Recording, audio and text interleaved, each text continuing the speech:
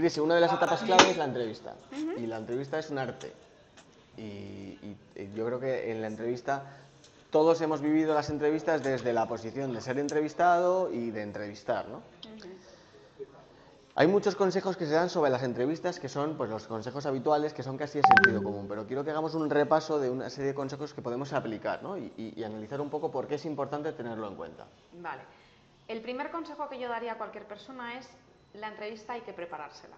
¿Por qué?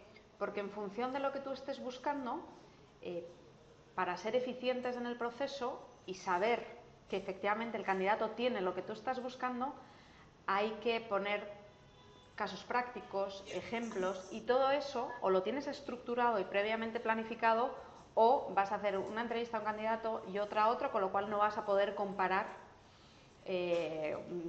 va a ser churras con merinas, porque no va a tener nada que ver una entrevista que no te has preparado con otra, que entonces va a ser de manera aleatoria, ¿vale? Entonces, yo voy a contar lo que ocurre en la realidad, porque eso tú lo haces bien, y lo que ocurre en la realidad de las empresas es que de repente pues viene un candidato, porque hay un proceso y te toca entrevistarle, ¿no?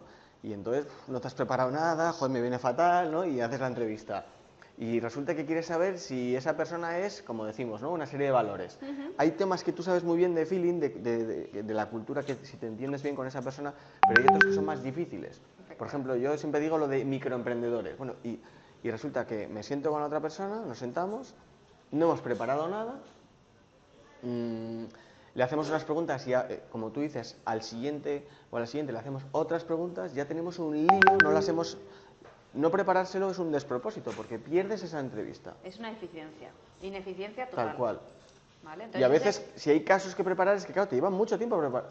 Si hay casos que lo tienes que poner porque es la única forma de valorar si esa persona, por ejemplo, es emprendedora o tiene rapidez o lo que sea, y no, el caso te lleva un tiempo prepararlo. El tiempo que inviertas en preparar la entrevista es tiempo que vas a ganar para hacer las entrevistas, porque las vas a hacer muchísimo más ágiles y muchísimo más eficientes. Entonces, primer consejo, hay que prepararse la entrevista. Perfecto. ¿Vale? Ese sería el primer consejo.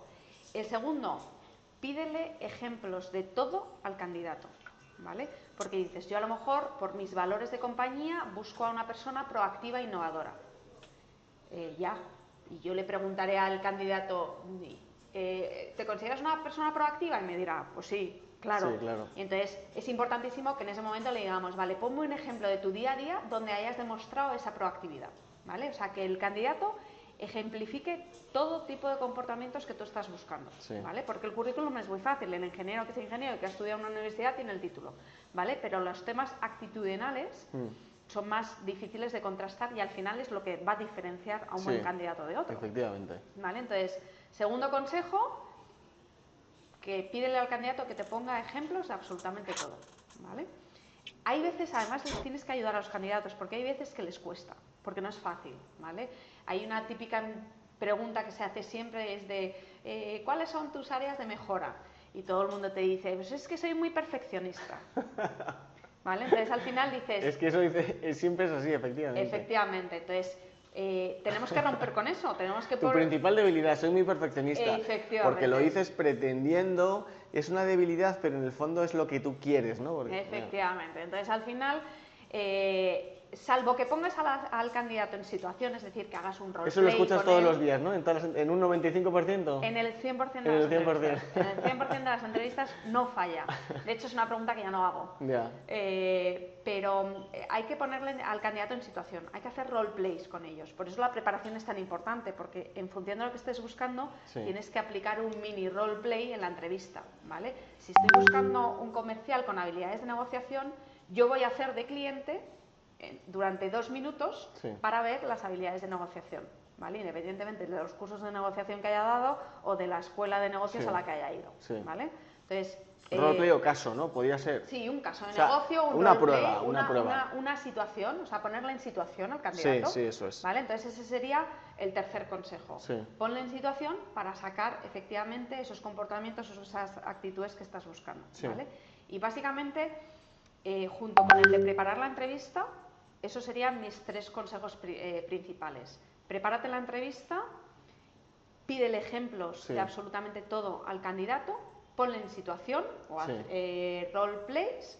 Y luego otra cosa que puede parecer de perogrullo y es: busca ese brillo en los ojos del candidato, ¿vale? Confirma esa motivación. Yo siempre hago una pregunta que puede parecer muy básica y que la gente se lo puede preparar, pero al final siempre le digo: ¿qué es lo que te diferencia a ti del resto de candidatos que voy a entrevistar? Una persona motivada te va a decir una lista de cosas brutales. A una persona que va de sobrada o que a lo mejor no está tan motivada, a lo mejor no se le ocurre ninguno, en plan, bueno, es que soy el mejor. Pero ¿y qué? ¿Vale? Entonces, contrasta esa motivación en no solo ir más allá del brillo en los ojos, que sí, efectivamente, sino que te dé razones por qué le hacen diferente. Es que cuando le brillan los ojos te va a dar las razones porque le van a salir de forma natural, ¿no? Efectivamente.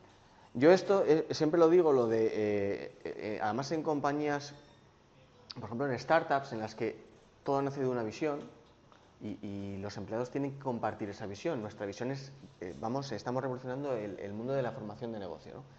Y entonces el que se suba al carro tiene, como decías, le tienen que brillar los ojos cuando le contemos esto, porque si no, es imposible. Esto es como en una relación.